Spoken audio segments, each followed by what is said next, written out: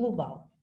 Ora bem, o que eu fiz a partir daqui foi um conjunto de simulações com base, em primeiro lugar, nas projeções do FMI para Moçambique. As projeções são de abril, portanto não há um relatório recente para Moçambique, há um valor recente que aparece naquele Data Mapper, mas o que nós vemos aqui é que, portanto, para Moçambique se esperava uma trajetória relativamente incerta da dívida, embora não com tendência para acumulação. Portanto, víamos aqui que havia uma certa acumulação até 2021 e depois esperava-se a capacidade de reduzir a dívida.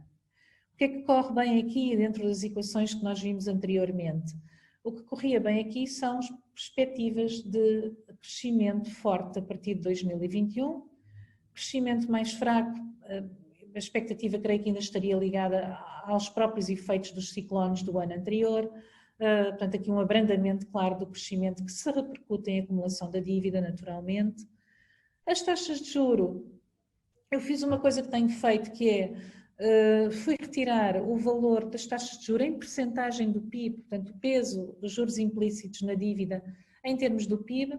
Se eu dividisse aqui pelo valor da dívida, estas taxas seriam um pouco mais baixas, eu penso que são bons valores indicativos, tendo em conta que a dívida anda não muito acima dos 100%. Portanto, as taxas de juros seriam desta ordem, vemos que em alguns anos elas estão abaixo das taxas de crescimento do PIB, desculpem, estão acima, estes dois que eu estou a apontar, e depois noutros anos estão abaixo, portanto aqui não há um padrão também, portanto acima, sempre que estão acima temos o tal problema do rácio que eu indiquei anteriormente, sempre que estão abaixo temos condições para reduzir a dívida, como se vê aqui mais para a frente nas projeções.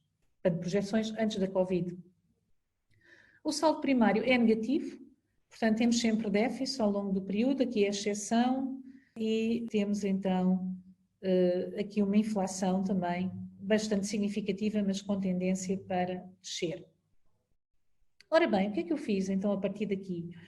Fiz um conjunto de cenários para a economia moçambicana, em que considerei situações em que a taxa de crescimento está acima da taxa de juro, situações em que a taxa de crescimento está abaixo da taxa de juro, aqui a taxa de crescimento volta a estar acima e bastante mais acima, portanto é 2,5 vezes a taxa de juro, situações em que as taxas estão iguais, de juro e de crescimento, e assumi sempre, como temos ali sempre em cima déficit, assumi sempre aqui um déficit primário de 2%.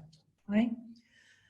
Ora bem, o que é que vemos nas simulações? Vemos que na situação em que, é esta aqui, a taxa de crescimento do PIB está abaixo da taxa de juro, temos, como esperado, uma acumulação, uma tendência da dívida para disparar. Nas outras duas situações, em que crescimento acima da taxa de juro, crescimento acima da taxa de juro, nós temos, pelo contrário, a dívida a reduzir. Portanto, isto é a simulação 1, 4% de crescimento e 2% de taxa de juro. Esta é a simulação 3, em que temos 5% de crescimento e 2% de taxa de juro.